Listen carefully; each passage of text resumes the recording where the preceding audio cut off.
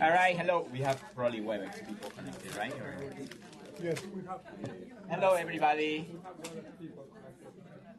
Hello, hello. Hi, hi. Okay. Well, thank you very much for joining. It's always wonderful to see a packed room in one of our seminars. I'm not surprised, given, first of all, the topic, which is absolutely crucial to our work. I don't even have to say anything about that. The fact that you're here, I think, already attests to that. But also, I think we have a fantastic line of speakers, including our presenters and our discussants. Without further ado, so as you've seen, and even before the WDR, the whole issue of teachers has always been in center and core to the debates on education quality. Now, the issue has always been, okay, how can we have more effective teachers? How can you identify them, recruit them, and then there's the whole sort of HR policy around teachers. Now, a critical part of this is, there's the inflow of new teachers, but then there's the stock. And the issue is what you do with the current stock, for which we typically do training. And as the evidence more and more suggests, the type of training that typically we have done, including the bank supports, is not very effective. So the question is then, how does one identify, an effective teacher training program? And I think that is the question that our friends have actually posed to themselves and are going to try to tell us how they propose to tackle. So Dave Evans doesn't need an introduction, except perhaps for external. He's a lead economist in the Africa Chief Economist region and part of our education extended family. And Mary Breeding has been working with the WDR team. And then we have two of our own to be discussants, Noah and Tara. Go ahead. All right. Thank you all very much for coming out. This is a daunting crowd. Some of you have seen us present some parts of the teacher training work before, so I apologize to you in advance. This is a mix of some stuff that we had done a little bit earlier on how to categorize teacher training, and then some new content on what teacher training looks like at scale in the real world, and how that lines up with what we know about what actually works to deliver effective teacher training. So I'm really looking forward to your feedback. This work is pretty hot off the presses. So this is joint work with Mary, also Anna Popova, who many of you will remember was here at the bank, and Violeta Arancibia, who works with us in LAC, as well as a number of other very important members of the team. So Olga, who's here, and a number of others. We have Leah, who's online, and Beto will join us later, who helped us gather the data on what programs actually look like, as well as a number of TTLs who's helped to facilitate that. At least two of whom I can see here, so thank you. They can get up in the middle and say, that's all wrong, that's not what we said. Okay, so we're going to start from 10,000 feet, but not spend too long there. So in the WDR that recently came out on education, it's an amazing piece of work. I highly recommend it. So we proposed a very complex model of how learning is produced. This is the non-mathematical version. So, you have learners, you have teachers, you have school inputs, stuff is the word. Helen Abbazzi already disagrees with me. It's a good sign. And we have school management. So these are all important. And at this point, a lot of people really kind of believe that outside of the learners themselves, that the teacher and what the teacher does is the most important element to this teaching process, more than the stuff, the inputs that we at the bank have been pushing for the last 4 decades, and more than a lot of other elements. So just a little bit of the evidence on that. So we've got growing evidence on how much teachers matter, right? What the effect of having a good teacher versus a not great teacher is. So this is data from a number of different countries. The smallest estimates that we have on the difference between being in the class of a not great teacher versus a great teacher are from Ecuador. Even those, we're looking at 0.25 standard deviations.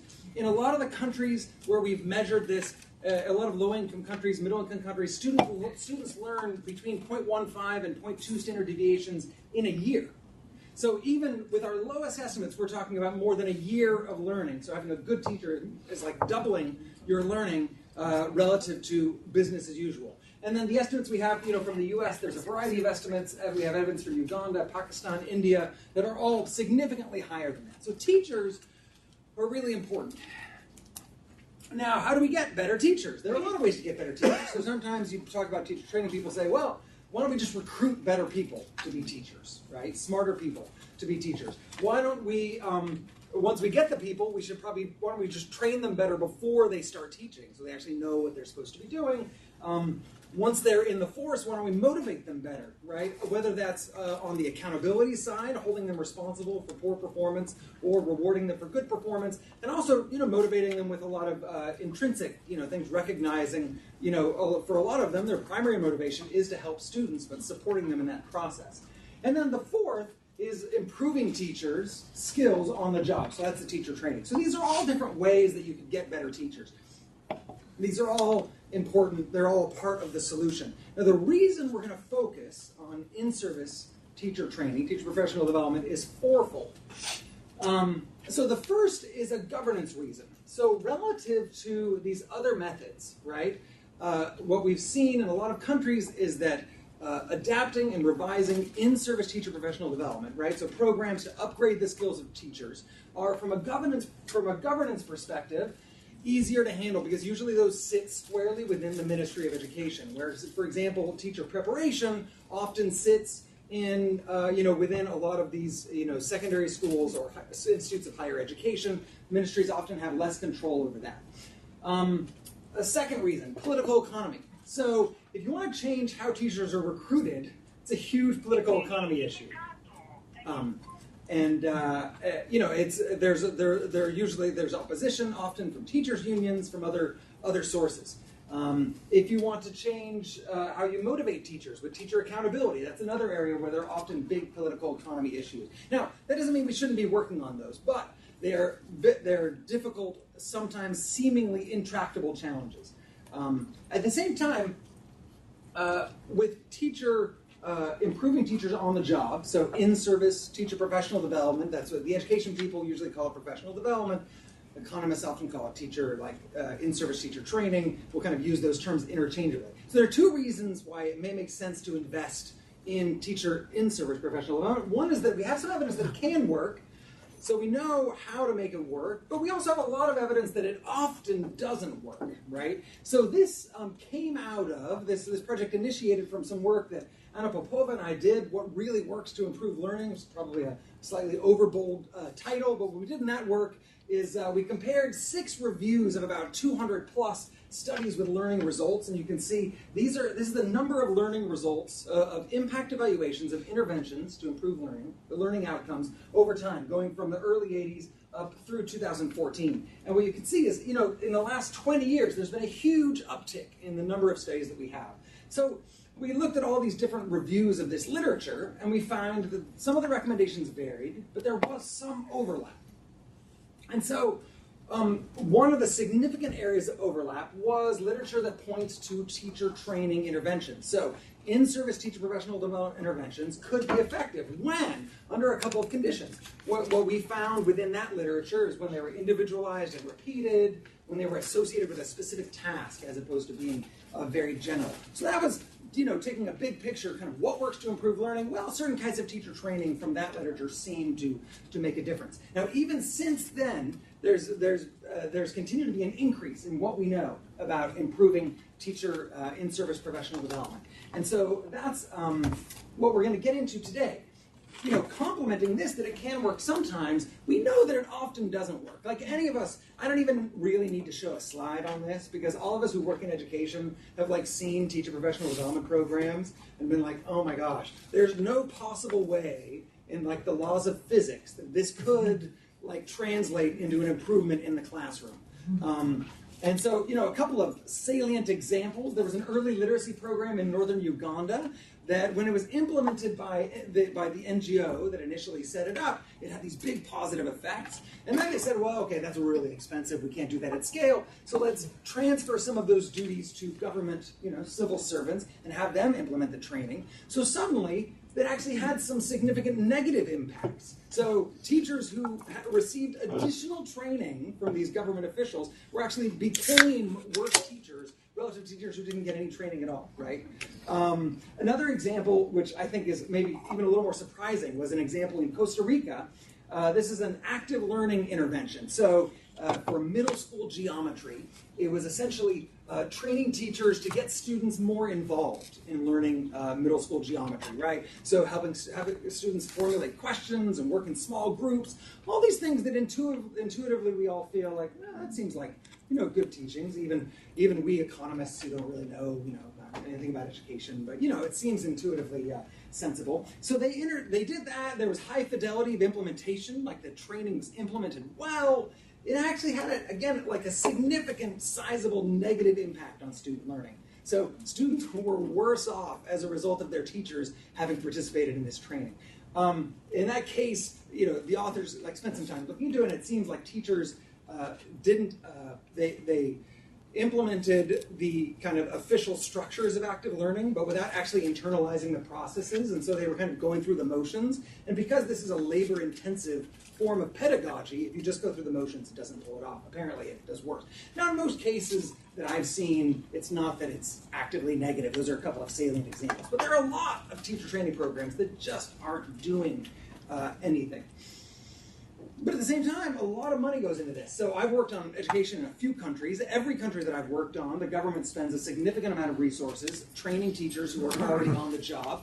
Over the course of the first 12 years of this century, there were 171 World Bank projects that had education components, and almost 2/3 of them had, provided significant support to professional development to upgrade the skills of teachers. So we're spending a lot of money on it. A lot of times it doesn't work, but there's this gold ring, right? Or is it a brass ring? That it can, it actually can have an effect. So what we're going to talk about today are 4 things. First, I'm going to talk a little bit about how part of the reason we don't know as much as we should about what works to improve in-service teacher professional development is because what we have evaluated is poorly characterized. Second, what we're going to do is we're going to map out what teacher in-service professional development actually looks like around the world, at scale, what governments are implementing. Around the world, it's a small sample of countries, but just to give you a sense. The third is to say, okay, well, let's step back from what's actually being done, and let's say, well, what does the evidence tell us what really works? Like, what would good teacher professional development look like? And then we'll line those two up. And we'll say, well, how do the real programs line up with these, what we think of as the aspirational programs, the programs that have been demonstrated to have big impacts? Okay, so the instrument. So the reason we're doing this is because initially we started looking at programs that had evaluated, rigorous impact evaluations of in-service professional development programs. And what we found was that in many, many cases, they said very little about what the actual program was. So we all know that like a teacher training program, it can be like a half-day thing where, teachers go.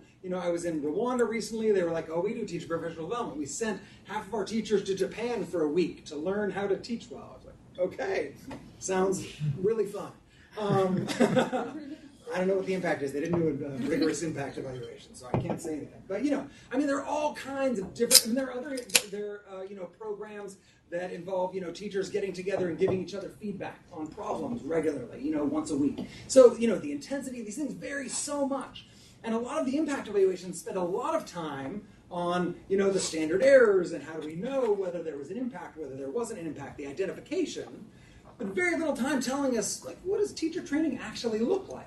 So we came up with, working with a number of experts, we came up with about 43 potential indicators that, and I'll talk more about those in a moment, but we then looked at these impact evaluations to say, well, how many of those indicators are reported? Do people tend to report them? Well, we found that the median impact evaluation had half of those indicators. So what this means is that there is huge variation in what people are reporting. So how can we imagine learning what works, what's effective in teacher professional development, if people aren't even telling us what they're doing, right? So the first thing we did was we looked around. We were like, oh, of course, I'm sure there's an instrument for this. So there is an instrument, of course, for teacher policy, Sub-Air Teachers. It's amazing. And then we have we have many instruments for what teachers are actually doing in the classroom, right? We have the Stallings, the class, the one that's in development here, the World Bank, which is going to supersede all previous instruments. No instrument. And, we talk to, international experts, we talk to domestic, people at Teachers College, like nothing that characterizes what does teacher in-service professional development look like, right? So we created an instrument, which I am not going to take you entirely through today because we don't have 6 hours, but it would be amazing. No, it wouldn't take 6 hours. It actually takes under an hour to do an interview and implement the entire instrument, right? But I still don't want to spend the next hour doing it. Okay, but here's the big picture. Essentially what this instrument captures are 4 key areas of teacher professional development programs. The first one are overarching elements, right? Who implements it? Are there any professional implications, right? Do you get fired if you fail the program? Do you get points towards promotion if you do well? Is it based on some sort of diagnostic? Is it just given to all teachers? Or was there, a test that showed, oh, these are the teachers who don't actually know any of the math that they're supposed to be teaching. And so then we'll do some math upgrading for those teachers. So then there's the content. Does the program focus on, is it focused on content or pedagogy or a mix of those two? Is it focused on a specific subject area, like, math or like that sad Costa Rican active learning algebra program? Or is it, more like the Doug Lemoff Teach Like a Champion, kind of cross subject area? How is it delivered? So what are the core activities? Is it mostly teachers sitting with other teachers and exchanging ideas or receiving coaching? Or is it them standing in a scintillating lecture like the one that you currently feel like you're participating in? Is it delivered with a cascade, where there's a trainer who trains a trainer who trains a trainer? It's like that game, Telephone, that I played at my kid's last birthday party. And it always ends up with some curse word by the end. So, is it direct from experts, or is it this? How much of the time is spent in lecture versus practicing and interacting with other teachers? And then, so those are kind of the main components. And then, while we were interviewing people anyway, we thought, well, let's find out what they think actually helps to improve what these implementers think matters for these training programs, and what they think that the teachers like. It's hard to imagine a highly effective teacher training program that teachers hate and don't want to participate in. Again, like the point of this instrument is that if we want to know what matters for teacher training, we actually have to report it. So what we've proposed is that basically, within a paper, as people write up these impact evaluations, they report whatever they want to report. But that each paper basically have an appendix at the end that systematically reports the full details of this instrument, the In-Service Teacher Training Survey Instrument, or the ITSE. And I'm happy to say that there are a number of organizations that have started doing this. So researchers at Georgetown, at Pennsylvania State, at RTI have started using this for reporting the characteristics of their teacher training programs. So I hope we got it right, because that ship's leaving the station. Sorry, the train is leaving the station. Okay, so I just want to be clear before we move on. We're going to talk about 2 samples here. So the first sample, which we're going to talk about right next, is at-scale government-implemented programs or government-funded programs, right? So these are, big programs that are implemented in countries. Most of those, as all of us who've worked in education operations know, most of those aren't evaluated in any serious way. Some of them are evaluated in some way. So we're going to talk about those programs. We've got another sample of programs, which is programs that have been evaluated through rigorous impact evaluations of some sort, right? There isn't really any overlap between these 2 samples. So it's not that this is a subsample of this, right? These are the kinds of programs that some of us have evaluated, as pilots within our programs. Some of them are relatively large scale. A lot of them are not. But anyway, just to keep, and we'll talk in a little bit more detail about how we constructed those samples, but that's essentially where we're coming from. So now, what do these big programs look like? So as Dave just said, we have two samples. We have the sample of at-scale programs and then the evaluated programs. So I'm going to talk to you a little bit right now about the sample of at-scale government-funded programs. And so first I'll tell you a little bit about the methodology for how we constructed that sample, and then I'll walk through some of the characteristics of what these teacher professional development programs look like. Just to give an overview, we have 139 programs across 17 education systems globally. In terms of our sample of at-scale programs, how did we get it? We started by sending out an email to all of our wonderful World Bank practice managers, and we asked them to help us identify some countries in each region where they would like to know more about their teacher professional development programs. So we then connected with country team leaders. And in countries where there was an interest, we made sure we got 4 to 5 in each region. We met with the team leaders and the ministries of education, and we obtained permission to go about collecting information on teacher professional development programs.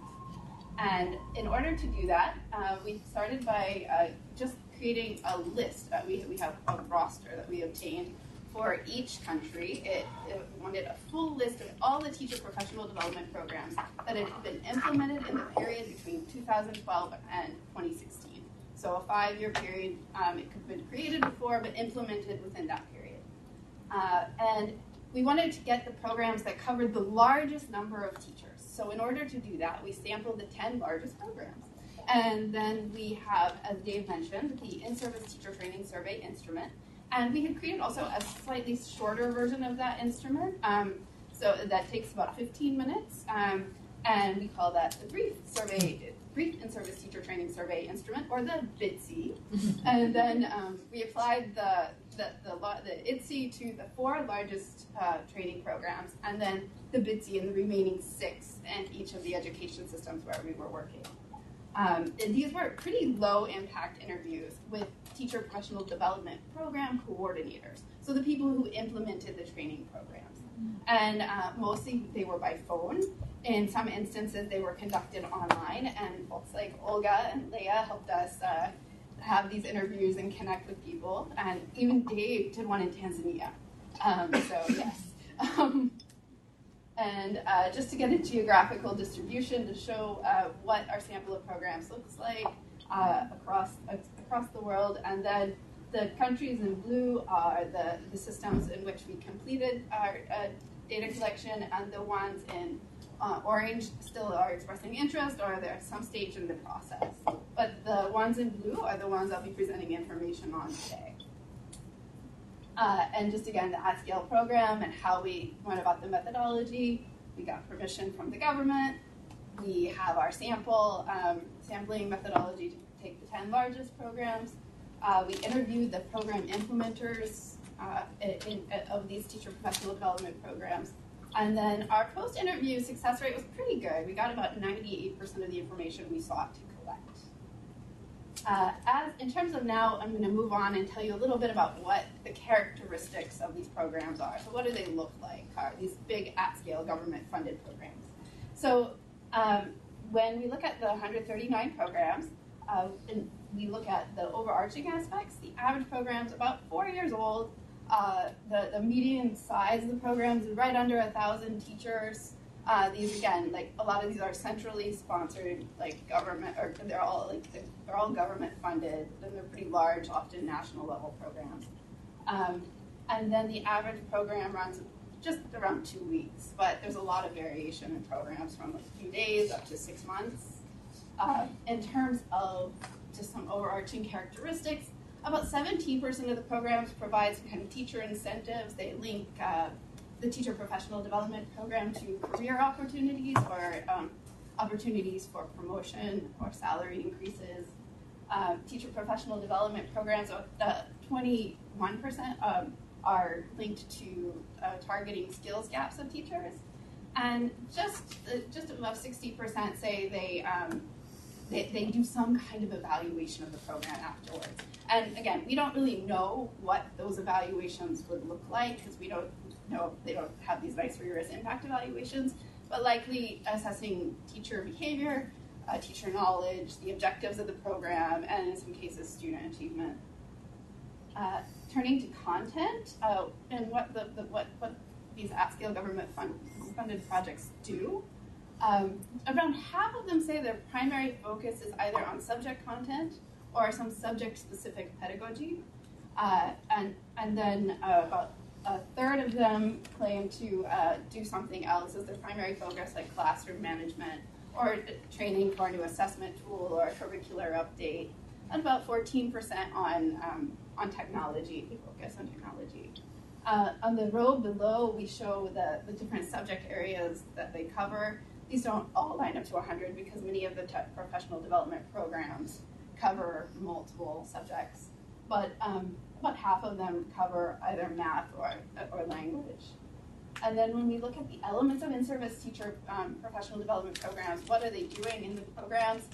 A lot of them spend time in discussion or lectures, and then lesson enactment about 73%. Materials development, just around half. Training on how to conduct diagnostics, much less. Lesson planning and use of scripted lessons, again, 39 and 58% of training programs. Turning to delivery, again, right above 60% say they focus on they have a cascade model. So it's again like some trainer training somebody else to go out and implement the program.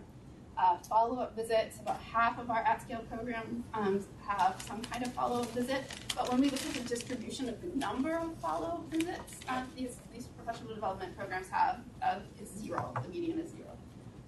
And then in terms of the use of time, so what do these big government-funded programs do in the training in terms of their use of time? Half are dedicated to lecture.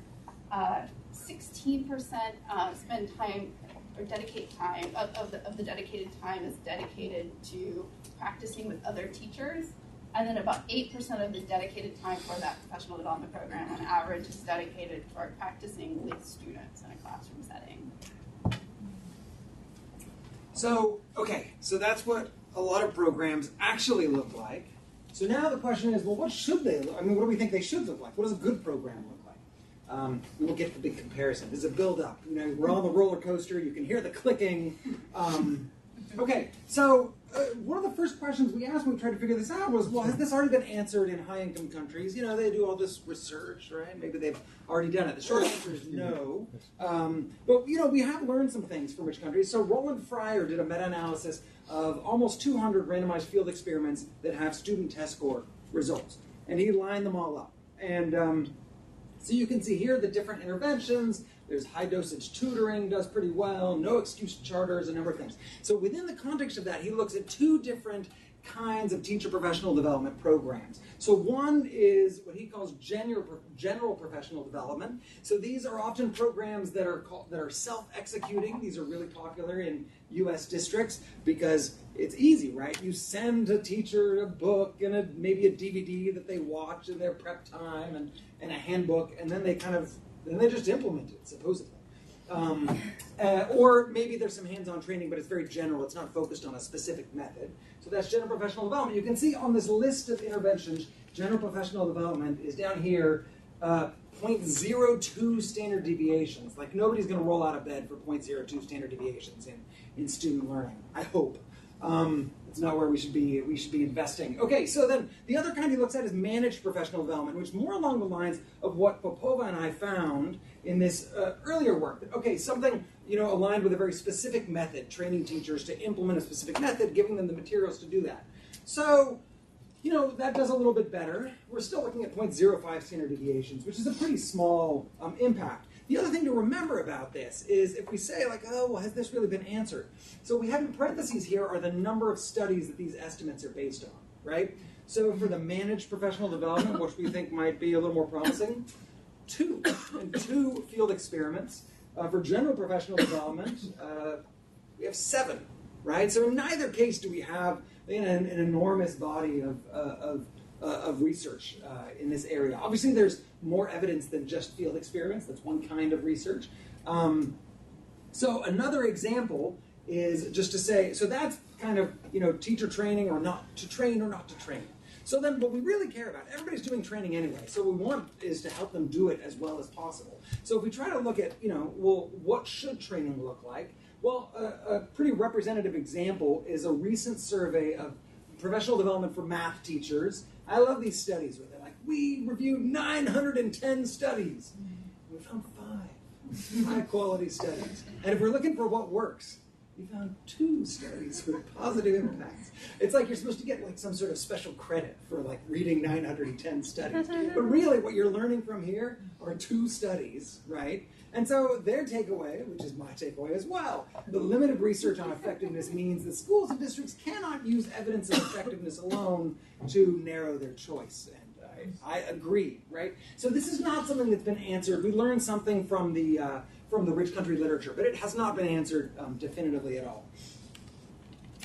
Okay, so here's the other sample, the evaluated programs, and I won't spend an enormous amount of time on this, but essentially we, getting our own extra credit, we looked through 4,000 records. So that's what you have to do, actually. That includes newspapers? Yes, exactly, and the internets. So, we screened everything to see, is it actually about teacher professional development? We found 42 papers that actually looked like they might have a rigorous evaluation of an impact evaluation. And in the end, we found 23 studies covering 26 programs. So a few studies evaluated multiple programs. So what we're looking for here are programs that are a rigorous impact evaluation, and I'm using rigorous pretty loosely, which is to say there's a comparison group and some effort to do comparability, right? Some people would have a stricter standard, that's fine, and that it has student learning outcomes as a result, right? So it's not just, there are a lot of teacher training programs where we have evaluations where at the end they ask the teachers, like, did you learn in this program? Did you enjoy this program? Yes. I think I want to work on cash transfers. That's another great place where you ask people, did you like the cash transfer? Yes, we did. Okay, so we can see, obviously, this is the distribution of these evaluated programs is concentrated in a smaller group of countries, but we do have some representation in Asia, in Sub-Saharan Africa, and in Latin America. So we did the same thing that Mary talked about in terms of, so we went through all these studies and tried to identify all the indicators that we could, and then we contacted the authors of all the evaluations to say, oh, put us in touch with the program implementers. So 16 out of 26 responded. We were able to interview 12 out of those 16. A couple of them, we just couldn't get in touch with them. One of them had passed away. He was very, very old, so. So we weren't able to do that. But still, we were able to interview program implementers for 12. For the other ones, we used all the data that we had from the papers to evaluate this. And again, so post-interview information, just like with the at-scale program, was available for 98% of these indicators. So just to be clear, this program, or this instrument that we propose for systematic reporting is not asking a bunch of arcane, obscure questions that kind of, nobody can find the data for, right? Like, if you actually talk to people for an hour, you can get essentially all of this information. Okay, so what we then did was, so this is a small sample, right? And so what we did was we just looked at the associations between different characteristics of these programs and student learning gains, right? So econometrically, obviously, this is like the very first step. The things are correlated. Thank you, sir. But still, there's some suggestive evidence, and it largely lines up with what we know from theory. So in terms of overarching aspects, programs that are linked to the career in some way, right? So either you get a promotion if you do well in it, you get points towards a promotion, or it affects your salary, are significantly more likely to deliver student learning gains. The program provides complementary materials, so programs that actually train teachers in a method and then give them materials to help them implement that seem more effective. Programs where the primary focus is either subject content or subject-specific content. So there are a lot of programs that had no subject-specific content. Those tend to do significantly worse in delivering student learning gains. In terms of delivery, programs that include follow-up visits, some sort of visit in the school to help teachers implement what they've learned, do very well, and programs that involve time spent practicing with other teachers. Now, when we talk about this, a lot of times, especially things like follow-up visits, people are like, oh, it's so expensive. How could we possibly do that at scale? This sort of thing. I think one of the things that we have to ask ourselves is, do we want teacher professional development programs that we can roll out to the whole country right now that will have zero impact on teacher performance? Or do we want to invest in something that we may have to roll out over time, but that can actually make a difference? And I think that is actually what we're facing in most cases. So there are a couple things I haven't talked about. These are findings where we do see a change, not statistically significant, but sizable, but where it's really attributed to, like, there's one outlier study that really seems to be driving it. And so that's why I haven't focused on those. Okay, so these are some of the big points that we get from this empirical literature. So we did, like we said, we asked these trainers, well, what do you think is important? Several of them, and this is all without any prompting, so just, what do they think? So the mentoring follow-up visits, they themselves also see as very important. Programs that build specifically on what teachers are already know and what they're doing. So Ben Piper, a great researcher on teacher professional development at RTI, has told me about how basically what you can do with any given teacher is move them about 10%. Like, you can make teachers 10% better, at least this year, right? So, but in order to do that, you have to start from where they are right now. And the third is engaging teachers, for their opinions and ideas through discussion or text messages. Okay, so we know what the big programs look like. We know what the evaluated programs tell us about what effective programs look like. And so here's what we learn about how those line up. Yeah, so what we're going to do to assess how those line up is we take the evaluated sample of programs that Dave has just talked about, and we look at the top half of the distribution. So of those 26 programs, the top 13, because of those programs we view as the aspirational programs, the top performers. It had some clear standard deviation increase on student learning. So these are the programs we want to try to aspire to. So we look at the top performing programs, and then we look at the at-scale government-funded programs, which I talked about a little while ago. And we compare the means on these different characteristics across each of the programs. So I'll talk a little bit about how they line up, and we'll see. Looking at the 5 characteristics which Dave has just highlighted, when we look at how top-performing programs line up with the at-scale government programs, we see that about 75% of programs in these top-performing evaluations, they link to career opportunities or opportunities for salary promotion in some way, whereas only about 17% of the at-scale programs do, and that's huge. So looking at the gap there, when we see that the program provides its complementary materials, about 45% of both at-scale and top-performing programs do, so not a lot of difference there. Similarly, most programs have some kind of subject focus, whether they are the top performers or the at-scale government-funded programs. About 8% of at-scale government-funded programs fail to have a subject focus. And then when we look at whether or not the program includes follow-up visits, again, a huge distinction. 85% of top-performing programs have the follow-up visits built in. So as Dave was saying, if you have a program that you can roll out that can have follow-up, supportive, it's great. Whereas about half of current programs have some kind of follow-up. And again, the median of the follow-up visits, the top-performing programs, was 5 as opposed to 0 for the at-scale programs.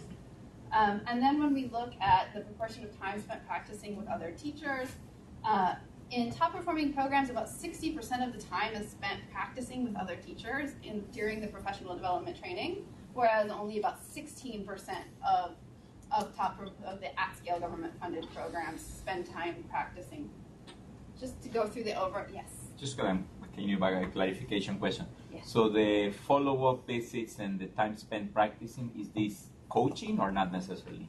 Time spent practicing, that's a tricky question because we were just having this conversation yesterday. It can be coaching, but in some time it not necessarily. Not necessarily. Okay. Yes. But coaching's included. Right. Yes. Yeah. Good question.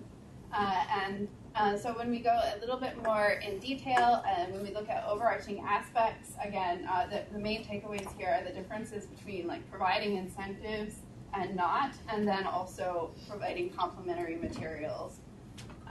And then when we look at the content issues, about 8% of the at-scale programs are very general, don't provide any kind of subject focus. So having a subject focus is going to be a positive in developing and designing a professional development program. And then when you look at the delivery of programs, the two main takeaways are having these follow-up visits and then spending time practicing with other teachers.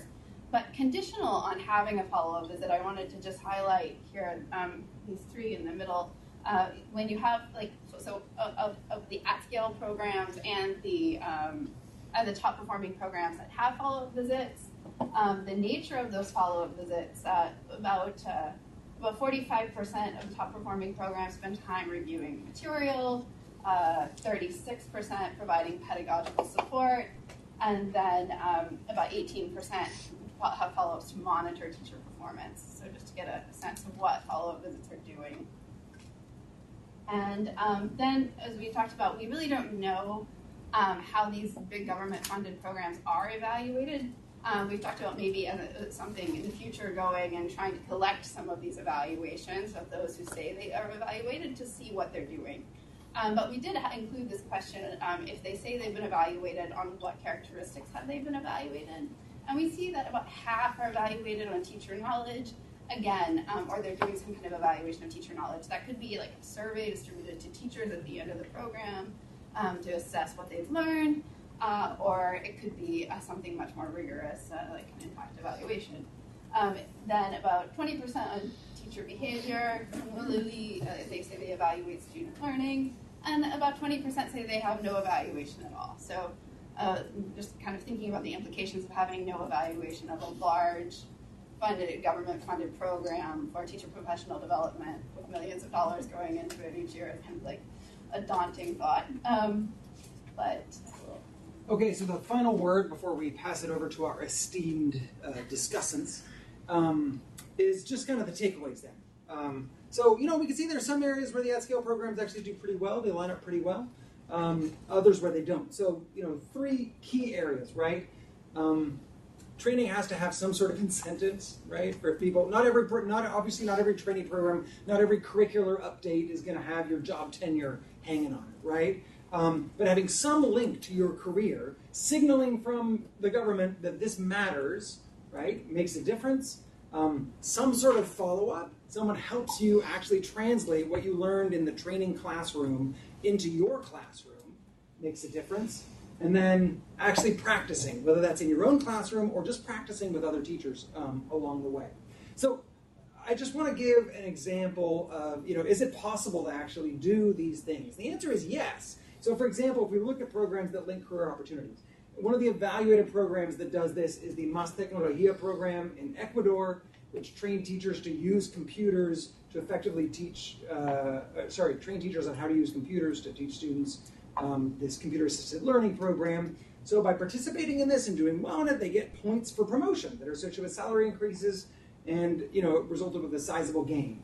Now, we also find at-scale programs that do this. Now, the at-scale examples haven't been carefully evaluated. So we're not saying like, you should go and copy this program. But it's just to say it is possible to incorporate these elements into an at-scale program. So this program in Mexico, Pro for Them, and the Mexico data were collected by our colleague Vera, who wasn't here at the beginning.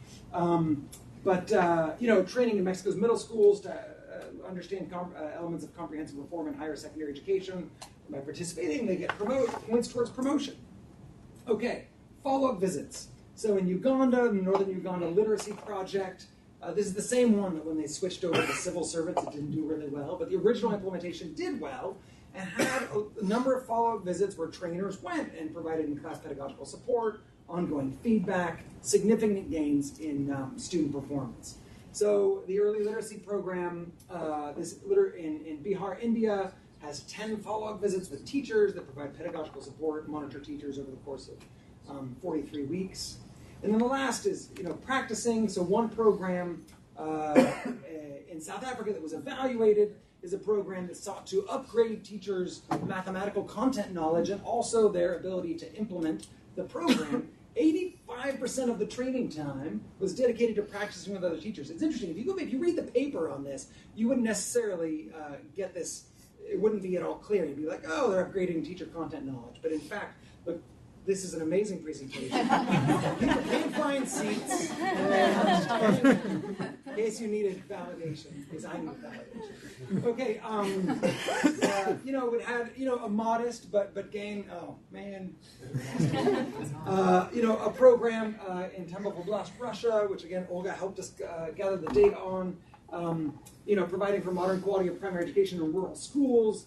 70% of the overall training time is dedicated to allowing teachers to practice with other teachers. So there are programs at scale. Right now, Kenya is experimenting with an at-scale coaching program that's undergoing evaluation currently. South Africa is experimenting with a virtual coaching program that would be cost-effectiveness enough that they could implement it at scale. So, there are at-scale programs that incorporate these characteristics. It's not just possible in these pilot, non-government organization programs. And the fact of the matter, fundamentally, is if we want teachers to be better, then we have to give them the kind of training that we know will lead them to be better, instead of just doing what we think we can afford and crossing our fingers and hoping some magic takes place.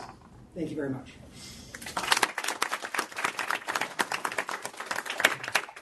Thank you, David and Mary. As expected, extremely interesting and highly entertaining. So thank you. Doesn't matter. Let's go with you, Tara. Okay. Thanks. This is tremendous and really interesting work. So, Dave, Mary, you had said that you wanted a little bit on what we can do for operations team. So that's roughly where I focused my comments. I also did read your paper. So I'm going to start with something that you have in your paper, which wasn't quite what you said in your slides, which was that training taking place in university or training centers is actually statistically significant and your largest regression coefficient here. So I wanted to understand that a little bit, because what you're doing, at least in a regular school context, is you're taking the teacher out from school, also more likely to be one off. And this is where we get a lot of complaints, right? Teachers don't like to attend because they have to either give up their vacation time or their teaching time. And so what some countries, at least in South Asia, are now doing is more school-based teacher professional development. And that speaks to what you're talking about, which is more interaction among colleagues, etc., more mentorship, and it's also more continuous. So trying to reconcile these two different things, so what's coming out to be statistically pretty significant and important here versus the other things that you showed, which is in terms of more collegiality and more ongoing.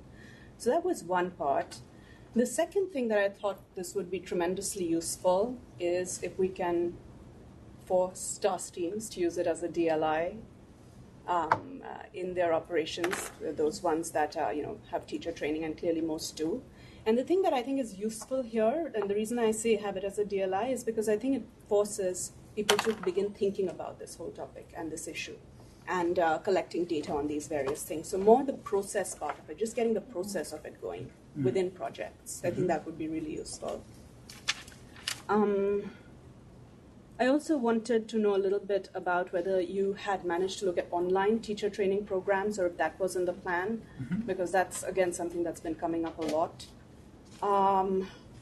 Do you have any data on who gets to attend these teacher training programs? There's two parts to it, right? One part is that you're probably getting the more motivated teachers going to these teacher training programs, so there's a bit of a selection thing happening here. And the second part of it is you may be getting those who are more interested in networking with their colleagues or just hanging out and getting away from schools who are going there. And then you may not see the same kind of effect depending on who's going there. So I don't know if there's some way of getting at that. And the last part, which was on perceptions, I noticed you have a question here which asks whether they collect data on how teachers feel about the training, and I don't know if you can access that, and it would be really useful to see that, because it's not just, it'll affect the teacher's own behavior, but it also affects peer behavior, right? I mean, you say this training program is crap, others will also not. So that's basically what I had to say, but super interesting. Thank you. Thank you, Tara. Yeah, congratulations. This is obviously a very interesting and relevant topic, and you guys did a great delivery. And I enjoyed reading the paper associated with it. Again, linked to the question of operationalization, I wanted to think about the phasing that you would need to roll out some of these changes if you wanted to improve one of your outliers that was very unlike the high-performing programs, how you would get it to a higher-performing professional development approach. And it seems that something like one of the main findings was about linking it to either salaries or promotion.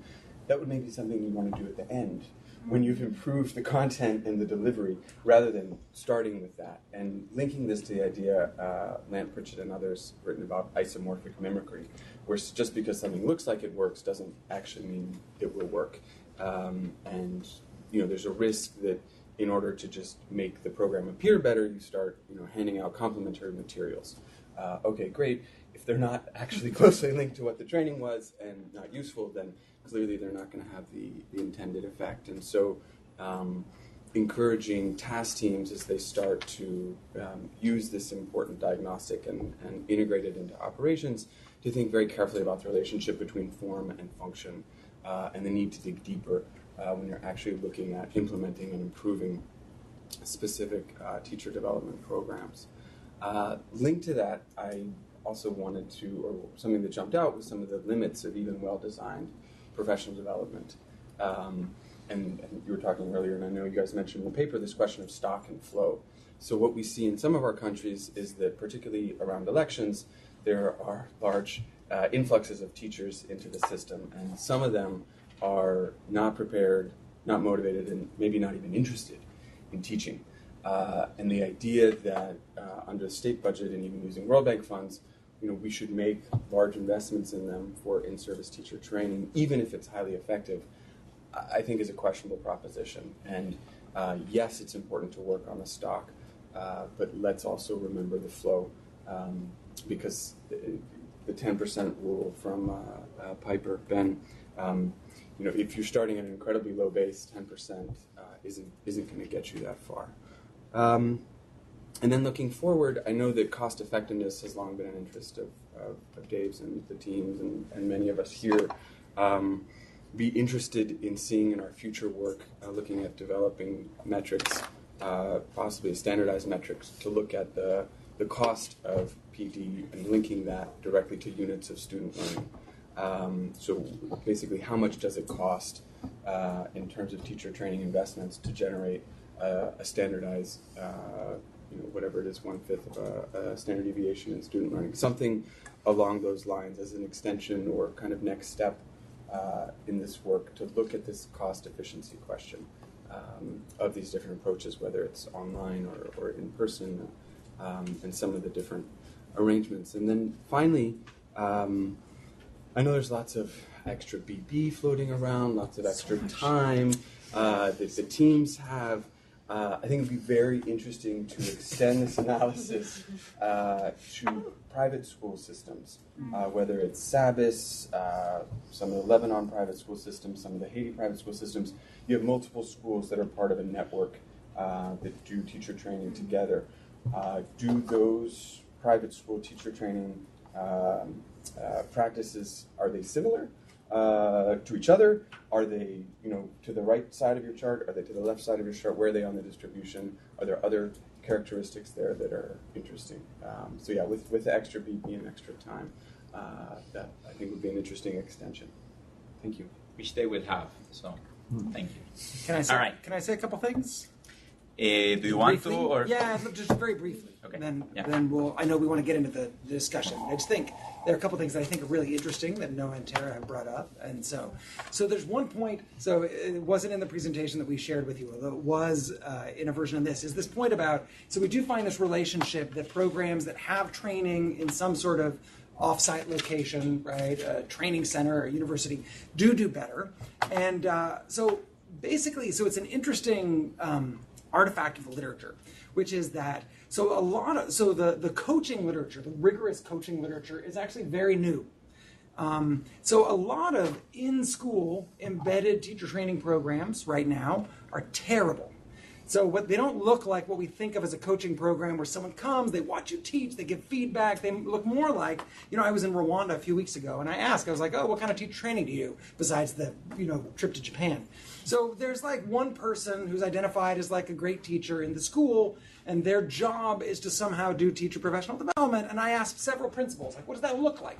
Well, maybe once or twice a month, they call the teachers together to kind of talk about stuff, right?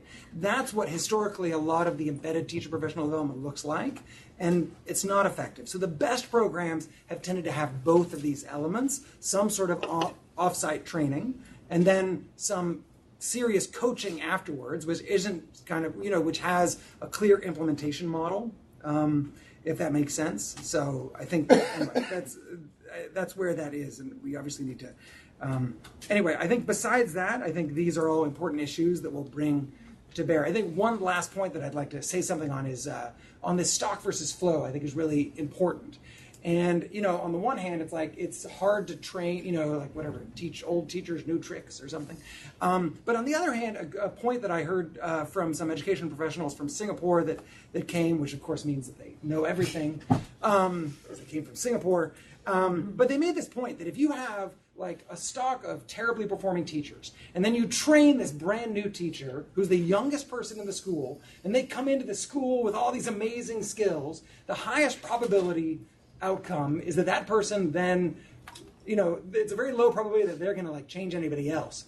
It's much more likely that they will then adapt their teaching to all of these senior colleagues. So that's another argument in favor of seeking to do something with the flow, notwithstanding these significant issues with civil servants who don't even really want to be teachers and that sort of thing. Anyway. Okay. So we'll open up. I have...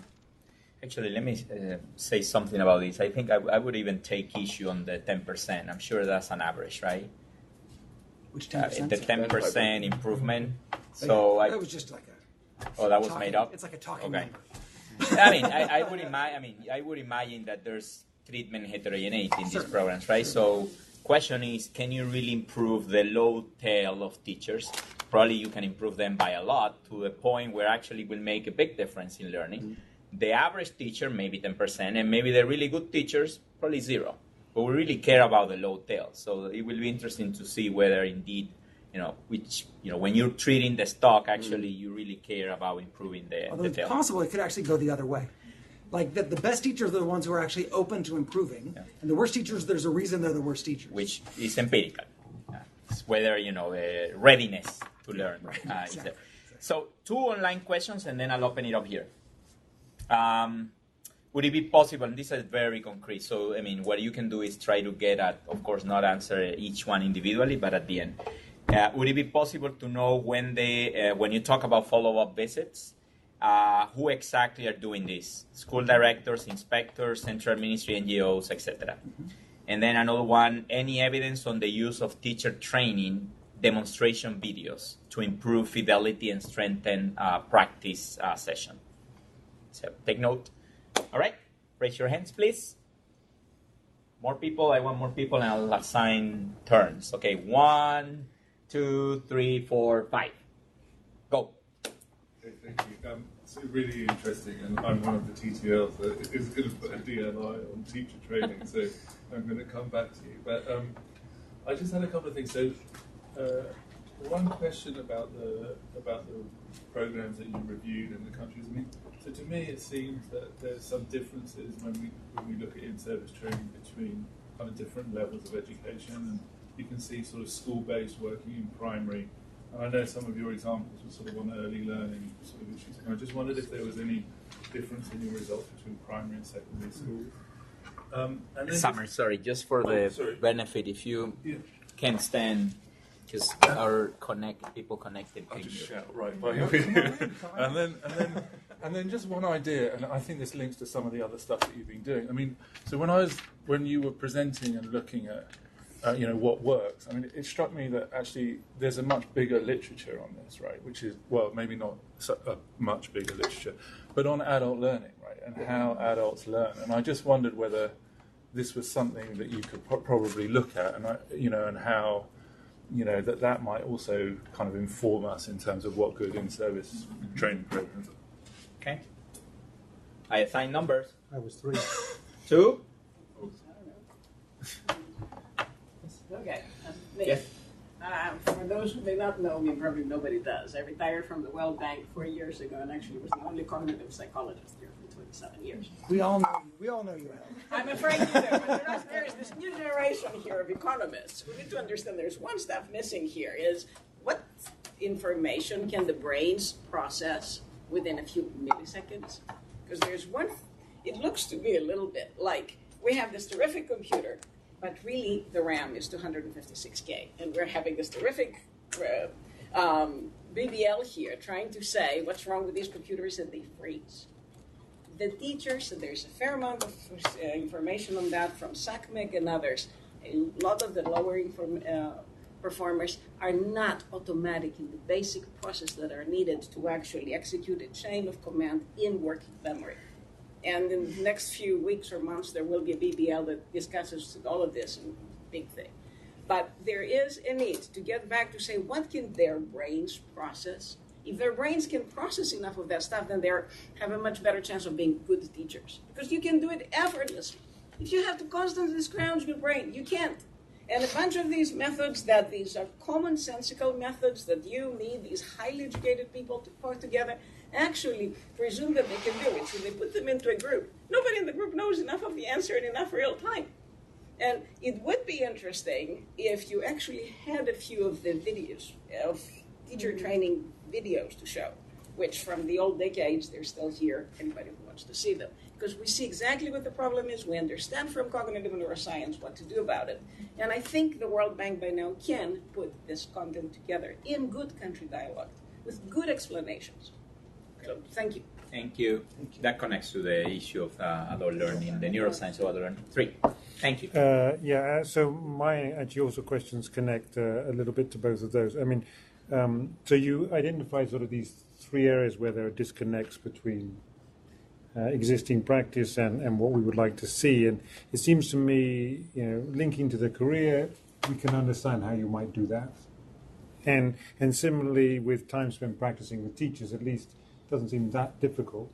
But the one I think where a lot more detail would be very helpful for the work that we do is on these follow-up visits. I mean, how actually are they organized, the frequency, who does them, and this has come up, and also the extent to which you get the bang because it's teachers talking to teachers or it's teachers talking to supervisors. Because obviously one model is, you want actually the teachers to talk to each other because they're there, right? Wouldn't that be much cheaper if they themselves could do it, or they go to the next village or whatever? So how to organize those follow-up visits and what it means, I think this is a very, very interesting and very, very fruitful area to pursue. The second is more a question, was the extent to which you have any information about the selection of teachers into these programs and whether it makes a difference. And one obvious thing is, is there the concept of a critical mass at a school? So quite often teacher training programs are one teacher per school, and then, as you said, they're meant to go back and teach. But does it make a difference if you train all of the teachers at a school? So again, that's a critical principle of organization of this training program, which somebody's deciding, and it would be easy to change if we had some evidence about whether it makes a difference. Four? Yes. I'm Emily Gardner. I'm a senior education specialist. Sorry, if you don't mind to just stand up, come forward. I'll try to speak up. Approach the bench. So I work in the Africa region, and I work in a lot of countries in very low capacity context. And I have projects that all have a lot of in-service teacher training elements. But I think often when we design our projects, we kind of confound what in-service teacher training is with pre-service teacher training and continuous professional development, and we just lump it all together. But I think in terms of not having teacher career ladders, and we talk about incentives, and often we say, okay, you participate in a training, you're going to get paid additional amounts and things, but there's no structure for this in the system where it currently resides. Mm-hmm. And I think in just saying in-service teacher training isn't sufficient if we're actually going to deliver on results in our projects. I think also in terms of cost implications, I have countries where 97% of the budget goes to pay teacher salaries. So it's a great idea to say we're going to train you and then we're all going to pay you more, but where is that money coming from? And I think that needs to be part of the economic analysis when we include this. I think one thing that I'm trying to change in all of my countries is that you don't get paid for participating in in-service teacher training. Right. You get paid based on results and demonstrating results at the end.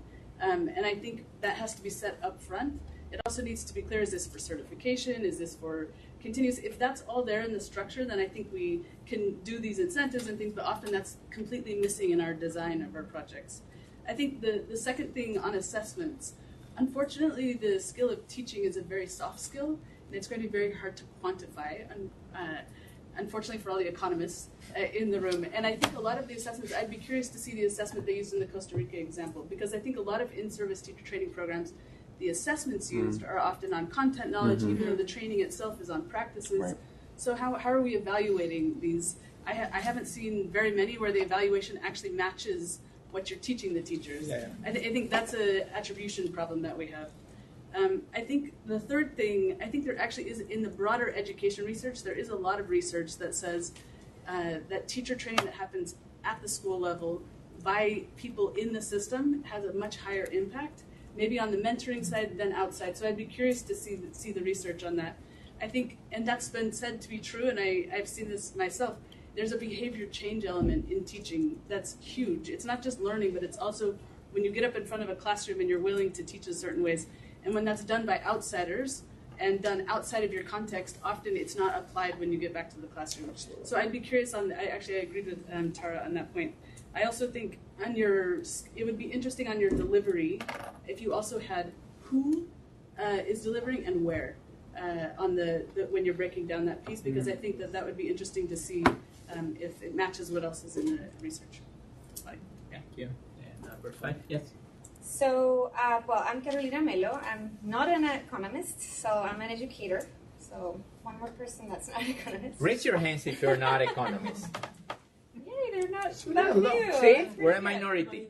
All right. Thank you. So, and I've had some experience leading implementation of teacher training programs. Right now I'm working in Ecuador with the IDBNA program. So this is really interesting. And a lot of things that you said resonated with me and with the work we're doing. And in particular, when you talk about incentives, I think that what really resonated with me is when you put it in a way like this matters. Teachers receiving the message from the ministries, from the authorities, that this is something that matters for their career. So I guess my question there was, so did you look at incentives only in terms of monetary incentives, or did you look at other sorts of incentives, and where were those, and which were those, and kind of if there's any difference there?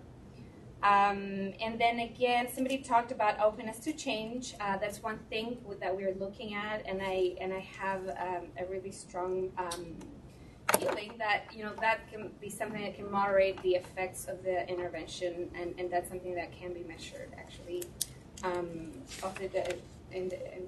the training of the teachers. And then also somebody else raised this up already, but I wondered if you look at who are the people conducting the trainings and the coaching, and if that has any difference in the results you find. Okay. Is your bandwidth already crowded, or can you take another round? Your preference. I think it might make sense for us to say a couple things before we. I mean, go ahead. A lot of this stuff, it doesn't we agree. So, so I'm not gonna. We're not going to answer everything, because yes, absolutely,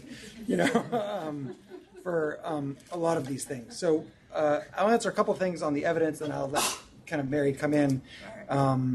So from the these questions of so several people have talked about the follow-up visits. Who does these follow-up visits? So there's variation, and that's something we can dig into.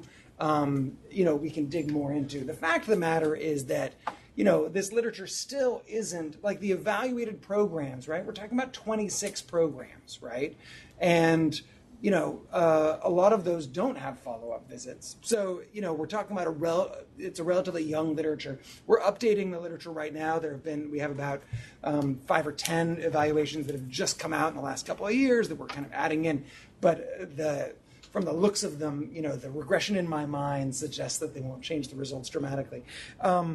But so essentially with these follow-up visits, a lot of times it is a trainer. It is not just appear in the school. So there's this balance, right? And some of you have pointed to this, between you want someone who's local, who can like help you out, but you also want someone with some skills that actually has something to impart to you. And so some sort of trainer, the ones that have been evaluated and effective, the trainer is some sort of coach. A lot of times the coach is a teacher, but it's not necessarily a teacher kind of within your school.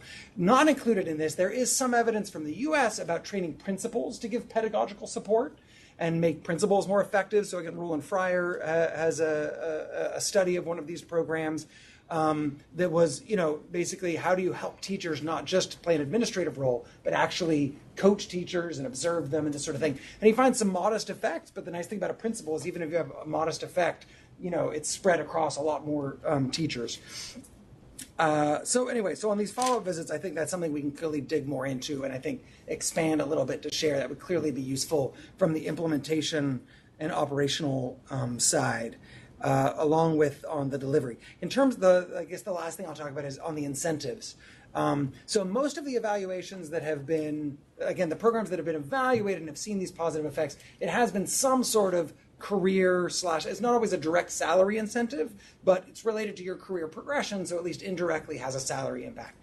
The literature evaluating non-monetary incentives is pretty young, and it's pretty mixed. So in health services, there's some growing evidence on this, a couple of papers that just come out in the last few months, and there have been some really positive things and other things that, where people are like, I really need some money. I don't need you to give me a gold star, And so I think the non-monetary incentives, it seems like there's a lot more context dependence for those, which is probably unsurprising, right? In the sense that different kinds of non-monetary incentives will sort of roll. Obviously, a lot of countries are interested in that because it's budget saving. And we know people care about a lot of things besides money, but we're still learning how to leverage that, I think.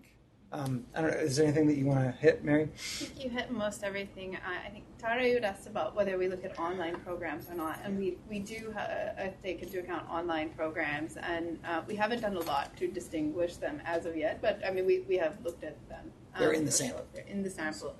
Yes, and we have a mix. We have programs that also include online and hybrid face-to-face. programs. Yeah. So we can pull those out and sort of see what we've learned from those.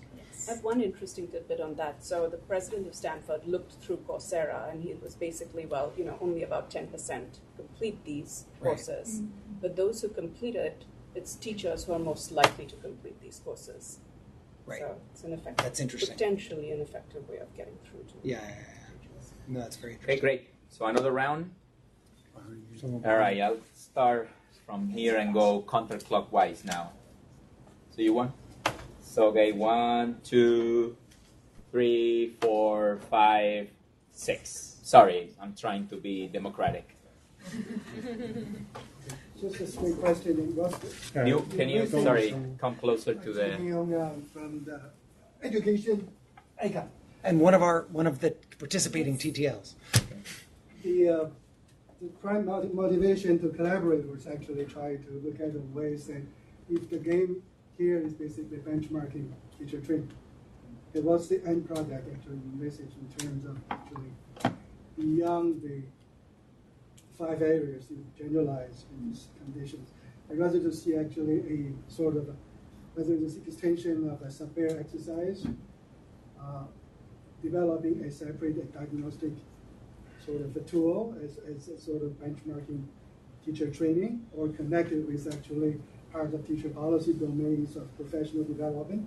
So what's actually something that you are foreseeing as a way to support both dialogue and then the operational use by the teams. That's basically what I'm aiming at. Mm-hmm. Because lots of things you can say, the government program, suddenly there are lots of disconnects between the evidence that they have. But then there are overlaps suddenly, they do this, probably not that, but they do to the degree they're not effective enough. So there are lots of contextualization of the very specific things beyond the 5 general areas. So drilling deeper and contextualize, and then come up with a more structured diagnostic and maybe actually a good extension and value-added tool for students. That's very nice. Thank you. My question is more on the teacher profile. I think I heard parts of it, but I haven't heard an answer yet. And you seem to have covered sort of the administrator, the funder, the service provider, everyone else giving the training, but did your study delve into the profile of the teacher showing up for these trainings? Because this is where I agree with Emily. A lot of times we get in trouble in our projects because, you know, you set these clear criteria of who should go, and then if it's a continuous training, those who showed up for week 1 don't match those who showed up for week 2, and I think this goes back to the incentives being a little bit skewed. Mm-hmm. So I just wanted to know if your study did or delves or is able to. So that's great. Hi, I'm Talia from GPE. My question is around the tool. First of all, I think it's fantastic that there is now this tool that is being implemented that can start to tell us something about, you know, what are all these different training programs, what they all look like. And I was wondering if, I mean, it's great that you're able to implement the tool within the course of an hour through a phone interview. And I imagine that maybe some of the different elements or questions that you put within that framework are things that are easy to gather sort of from a paper or from a phone interview. So I think my question is around what would you consider to be some of the limitations within the tool, and if there's some key elements that may have been harder to assess through a phone interview or through what you could have gotten on a paper, like what would those key things be that you would want to be able to put back in there? Because I think there's some elements maybe in regards to like the quality of, you know, the trainer or the quality of the content that might be harder to assess, but what, from where your standpoint is, what would you think are the key ones that are missing? Yep. So Dave and team, first of all, congratulations and thank you. I think there's tremendous value in getting down to a greater level of granularity. I think what the first takeaway from this is that if we want to understand how better teaching relates to better learning, we have to get much more granular, and this is a real important step forward in that. So extremely useful and very grateful that you've done this and looking forward to taking advantage of it. Second is a question. You mentioned the Roland-Fryer coefficients and which ones you want to get out of bed for and which ones you don't, and the one you do is the high dosage tutoring, which I think was about a third of a standard deviation. Is it fair to characterize good teacher training as high dosage tutoring for teachers, which gets the 0.05 coefficient when you take it back into the classroom, right? Maybe you get the same thing with teachers, and maybe that's an area where we need to look in even greater detail about the dynamics of what's causing these learning gains. And lastly, I want to make a little plug. We're doing a flagship report in EAP on education quality, and Andy Ergat's, his chapter on teachers has at the macro level many of the things that you've identified in the top programs in terms of collaboration, in terms of specificity, follow-up, and incentives. So that's where on November 20th, we're kind of going public with this, and I think it might be interesting to bring some of the micro and the macro and Andy's great work along with your great work. Okay. We have one more. Yes. Yes, Eglis Afinakou. David, yes, I will join the other presenters saying that it's a tremendous work, extremely useful, and I am very excited because I just come back from the field where we were implementing the new USAID Harmonics program, where the main focus was exactly how to design and implement at scale a coaching program for early grade reading, hoping that we have the main good elements that we are describing. I mean, meaning practical training, very well designed follow-up, and of course, an additional study next to the impact evaluation, looking at the CAP, the American, the knowledge, attitude, and practice study. This is the way that they are packaging the changes of teacher practices in most of USAID program. So my point, trying a little bit to help the operation, especially how we're doing better with teacher training, is the following. I think that one point that we are missing, and especially now that we want to go ahead and make the difference with the training is the point of the trainers of teachers. If you wanted to have a new generation of trainees with a practical training, with a very quality on the very good quality on following up and on coaching, you cannot do that with the trainers that you have now. That in most of the case you need to invest a lot on this in this population. If not, we will not go very far away. What we see now is that we are taking consultants from outside. They are trained, they know, they deliver, and they disappear. So there is no sustainability. So I think that now with the work that you are doing and you are presenting, and with the global report, it's the moment to put the focus on how we are building further and improving the capacity of the trainers within the system, independently if they are trainers or coaches or mentors. We will see. This is my point. Okay. Last call, because we're running out of time. Very good, because I got an answer. Just because I gave you a chance. You and then. So it's based more on technology. With the increased adoption of technology in classrooms, my question is around, do you think the traditional teacher training programs, the content, the pedagogical skills would still hold true in terms of the results that have been shown across different places? Would it still hold true across the new classrooms, things like Bridge or Mindspark in India? Great. Egli, by the way, has the real things and just went to the real world. How many of you have actually participated or just sat and witnessed teacher training? Or how many of you have actually talked? I'm glad. How many of you have actually talked to teacher trainers? What did you think? A whole lot of them do not know what's enough, or what much more than anything to say. We need to get down to what do these people can do, and how fast. And Dali, there is a question and answer here. Please, in all of these things, give them a test that is now becoming more popular. Number of single-digit operations that they can do correctly in 1 minute. That is highly predictive of how much they will do geometry. Here's a few of these words per minute that teachers and trainers will actually read of a more complex text. These are highly predictive variables as to how much they will be able to deliver, to learn, to retain later, and we can collect data on this very easily. Thank you. Okay, great. All right. We only have like 3 minutes, so... You want to say something and then I'll close out? I'll say a few quick things. On the teacher profile, and do we know who teachers are? We know a little bit about who teachers are from this. We unfortunately aren't getting to interview them, but we do get some information about what kinds of teachers are being targeted for the different types of professional development programs. We know about the numbers of them that drop out.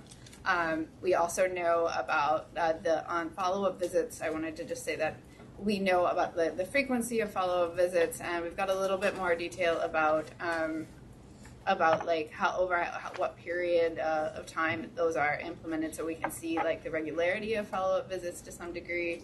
And I think on the limitations of the instrument, just to Talia's point, I mean, definitely it came up earlier where in some instances, you know, we are collecting all this information, but we don't necessarily know, like, exactly how, because the program coordinator will have their own perception of their training program, of course, and then a teacher might have a different perception. So in some of our planned follow-up work, which Dave can talk about, we will be getting at that in more detail.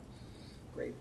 Thank you. So just a couple quick points, I think, to close this out. Thank you very much. Like, again, we're not able to answer everything here, but we'll dig in. We've got a lot of great suggestions for making this more operationally relevant, and we will take those on board. This is an ongoing program.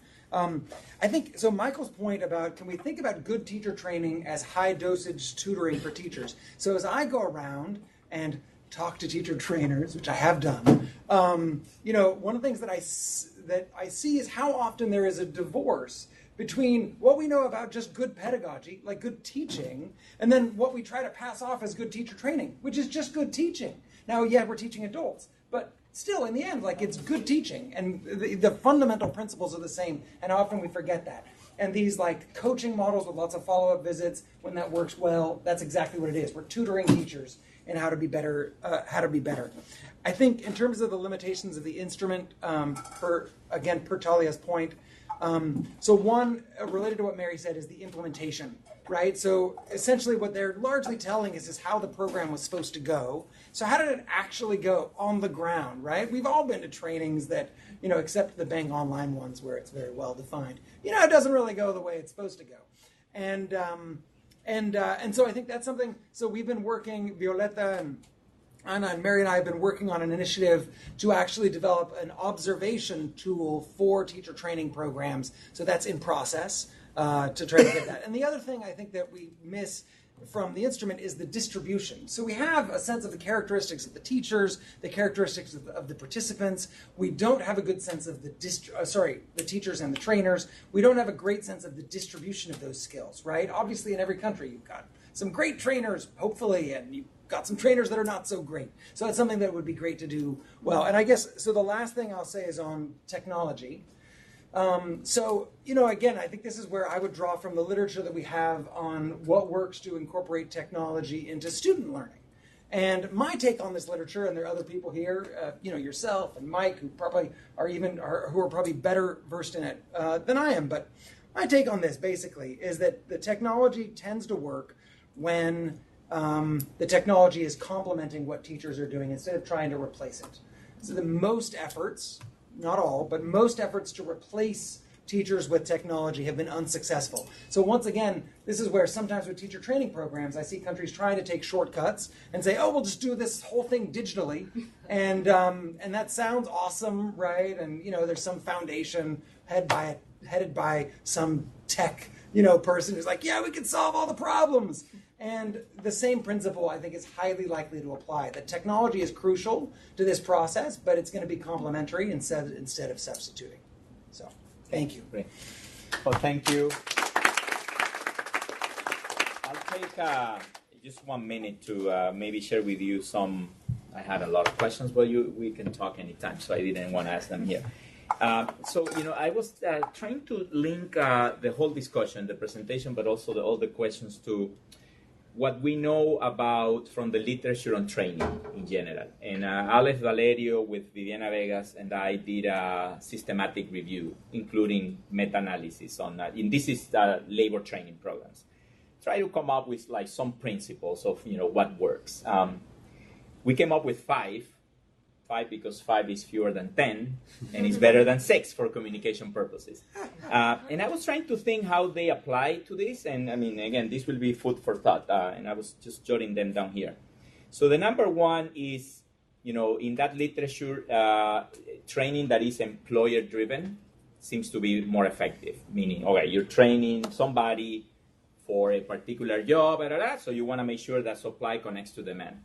So I guess that in this case, the question is, to what extent the training in its design is user-centered, meaning, the children that these teachers are going to be teaching to, their constraints, their, readiness, the gaps that they have, to what extent the training is contextualized so that it is user-centered. And I think some of it is capturing in part of what you have. Of course, the whole pedagogy, how kids learn and all of that will be important. The second one is, we call it a one size doesn't fit all, which again, I think goes back to these questions of profiling the teachers and, heterogeneity, their motivations. For some teachers, the monetary incentives might be important. For others, it may be more the intrinsic incentives. Again, in a way, you would want the training to address the heterogeneity of the stock in the way you design it. That will have things to do with how much content versus pedagogy, the duration, follow-up visits. Some might need few, others might need more, etc. Third, active learning. So you want to have apprenticeships, internships in the labor training programs. I guess here it will be the coaching, right? The learning on the job, right? In the classroom coaching. Mm-hmm. The fourth, and this is more recent, so training that is task-based, meaning the way you define the training is you say, okay, what are the exact tasks associated with the job? In this case, okay, you're going to teach, you're going to manage a classroom, You want to make sure that the kids are silent, that they work in teams, that they are persevere, whatever task. But you have to break it down into tasks, and then the training needs to really address the task of the job. And then the final one is using metrics for, gathering information on whether things are working, which again here will be, the part of what you do, are we measuring the learning, or what other people were saying, is the behavior, not just the content knowledge of teachers actually changing as a result of the training.